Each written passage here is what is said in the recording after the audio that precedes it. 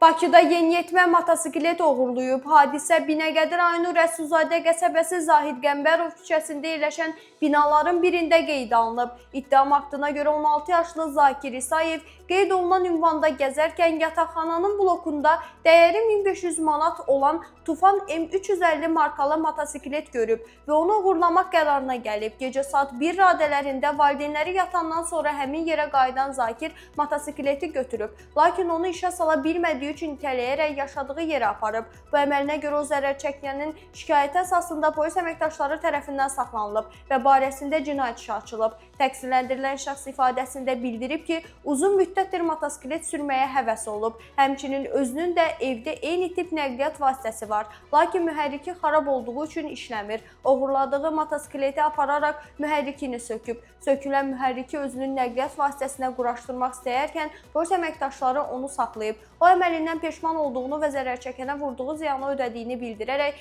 məhkəmədə yüngül cəza verilməsini xahiş edib. Məhkəmənin qərarı ilə Zakir İsayev 312 saat ictimai işlər cəzasına məhkum edilib.